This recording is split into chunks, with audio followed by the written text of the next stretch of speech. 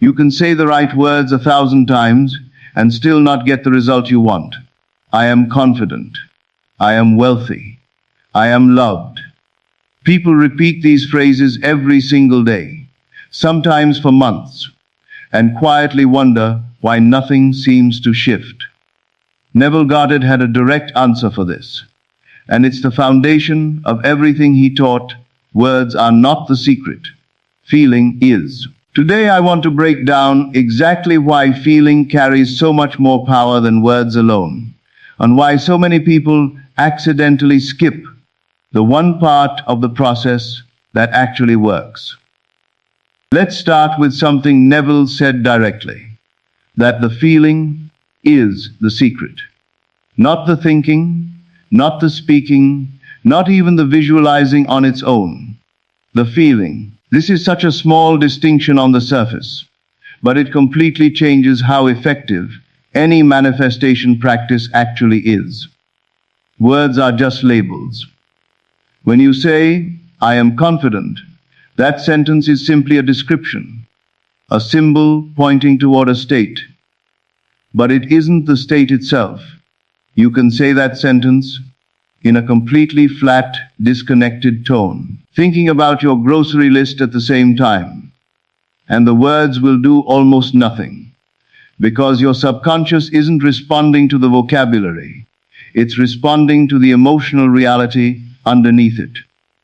Think about how you actually know something is true in your own life, something you've never questioned, like your own name, or the fact that the sun will rise tomorrow. You don't hold these truths as repeated affirmations you have to convince yourself of.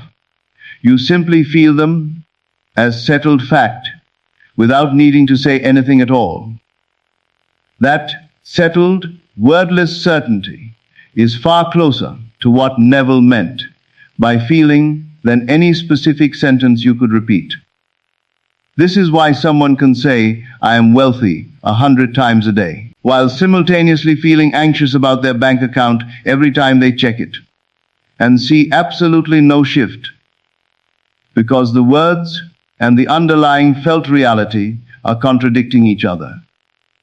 And the felt reality always wins. Let's understand why this happens on a deeper level. Your subconscious mind doesn't process language the same way your conscious mind does. Your conscious mind deals in words, logic, sentences, definitions. Your subconscious mind deals in impressions, sensations, and emotional states. When you say a sentence like, I am confident, without actually feeling confident as you say it, you're speaking a language your conscious mind understands, but your subconscious mind essentially ignores, because there's no accompanying emotional signal telling it, this is real, this matters, encode this as true. Feeling is the actual language your subconscious responds to. Words are simply the vehicle we use, consciously, to try and access it. This explains something that confuses a lot of people who feel like they've done everything correctly with visualization or affirmation, and still haven't seen results. They've said the right words, they've pictured the right images, but they've been doing all of it from a flat, disconnected, almost mechanical place, going through the motions without actually generating the emotional state underneath. Neville was extremely clear about this.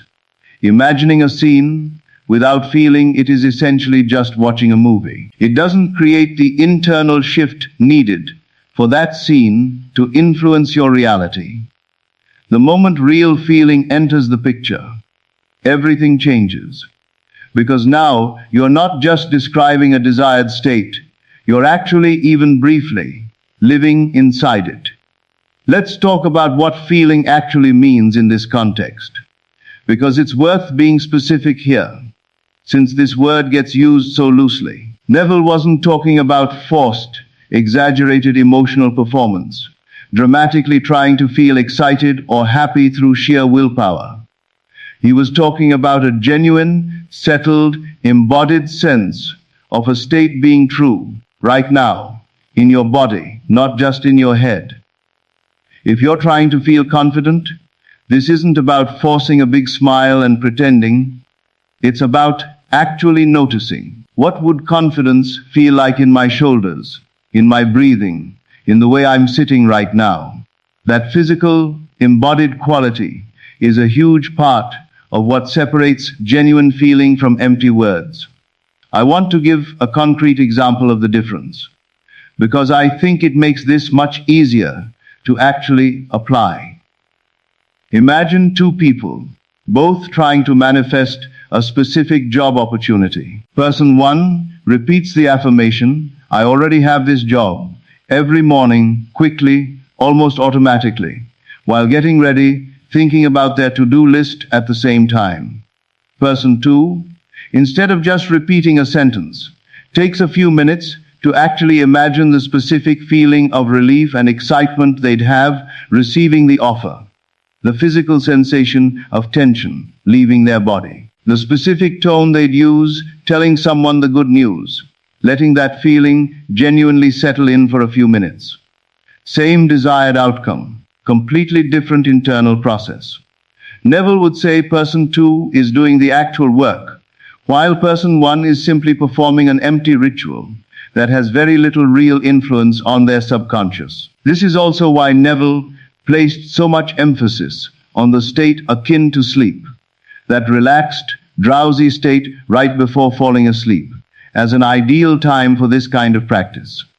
In that state, the analytical, word-focused conscious mind naturally quiets down, making it much easier to access genuine feeling rather than getting caught up in mentally repeating phrases. This isn't a coincidence. It's precisely because that relaxed state removes the barrier that words and logical thinking often create, allowing feeling to become the dominant, unobstructed experience. Let's talk about why relying only on words, without feeling, can actually work against you in certain situations. If you repeat a positive affirmation while feeling the opposite underneath, anxious, doubtful, insecure, you're not neutral. You're actually reinforcing the contradictory feeling more than the words themselves, because your subconscious is responding to the stronger, more consistent signal, which in this case is the underlying emotional state, not the surface level sentence being repeated. This is why some people report affirmations making them feel worse over time. Not because affirmations are inherently harmful, but because saying words that contradict your actual felt state can highlight the gap between where you are and where you're trying to go, deepening frustration rather than closing that gap. I want to address something practical here, because understanding all of this is only useful if you know how to actually apply it. If feeling matters this much more than words, how do you actually access a feeling you don't currently have? This is where imagination becomes the bridge. Instead of starting with words and hoping feeling eventually follows, you start by constructing a specific, sensory-rich imagined scene, one that naturally, organically produces the feeling you're after, rather than trying to force the feeling directly through repetition alone. If you want to feel secure, you don't just repeat "I am secure." You imagine a specific situation, a specific moment, a specific interaction that would naturally make you feel secure if it were actually happening.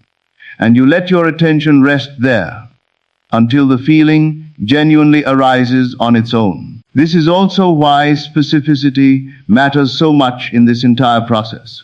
Vague, generic imagined scenes tend to produce equally vague, weak feelings, if they produce any real feeling at all. But specific, sensory-rich scenes, engaging what you'd see, hear, physically feel in that moment, tend to naturally generate much stronger, much more convincing emotional responses, precisely because they mirror how memory and imagination actually operate in a genuinely vivid, embodied way, rather than as abstract, disconnected concepts. I also want to touch on why this concept explains something else people often experience. Moments where change seems to happen almost instantly, without any deliberate technique at all. Sometimes, a person experiences a single, brief, intensely felt moment.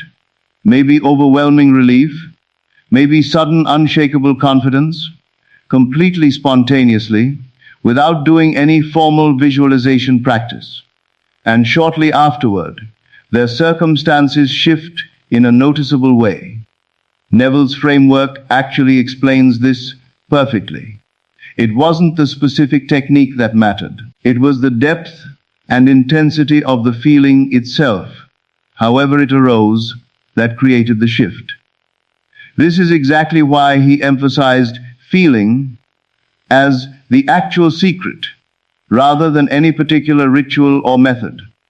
Because the feeling is the active ingredient, the specific technique is simply one possible vehicle for reaching it. Let's talk about something honest here too. Accessing genuine feeling isn't always instantly easy, especially around desires connected to old, deeply reinforced patterns of doubt or lack. If you've spent years feeling financially insecure, simply deciding to feel wealthy for 5 minutes during a visualization exercise can feel forced, even a little hollow, at first. This is completely normal, and it doesn't mean the process doesn't work.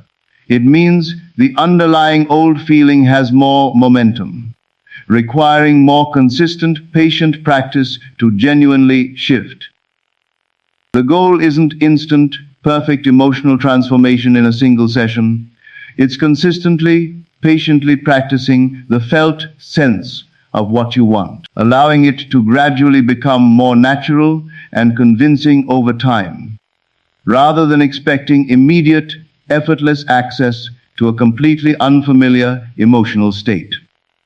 I want to share something about my own experience with this distinction, because I think it illustrates just how different these two approaches genuinely feel in practice. There was a period where I was diligently repeating specific affirmations, doing everything correctly according to typical manifestation advice, and yet something always felt slightly hollow about the process, like I was going through motions without real substance behind them.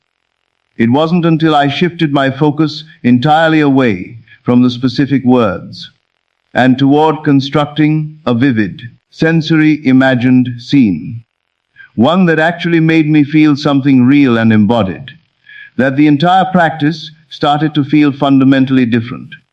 Less like reciting a script, more like genuinely, briefly, living inside a different reality. That shift from words to feeling changed everything about how effective the practice actually felt, and honestly, how effective it actually was. So here's what I'd invite you to try, starting with whatever you're currently working on manifesting. Instead of focusing primarily on finding the perfect words or affirmation to repeat, shift your attention toward constructing a specific, sensory, rich imagined scene, one that naturally produces the feeling you're actually after. Notice where that feeling shows up in your body. Let it settle in genuinely, even if just for a few minutes, rather than rushing through it as a quick mental exercise. If specific words help you access that feeling more easily, that's completely fine. Use them as a tool. But always remember they're a doorway toward the actual feeling, not the destination itself. I want to leave you with this final thought. So much of manifestation advice focuses on finding exactly the right words, the perfect affirmation, the ideal phrasing. But Neville's core teaching points to something much simpler, and honestly, much more demanding, because it requires genuine emotional engagement rather than simple repetition. Words are the map. Feeling is the actual territory. You can study a map for years without ever setting foot in the place it describes. and no amount of studying that map will ever substitute for genuinely being there. The next time you find yourself repeating an affirmation, pause and ask yourself honestly, am I just saying these words? Or am I actually feeling this right now? Because according to Neville, that answer, more than any specific sentence you could ever choose, is what actually determines everything that happens next.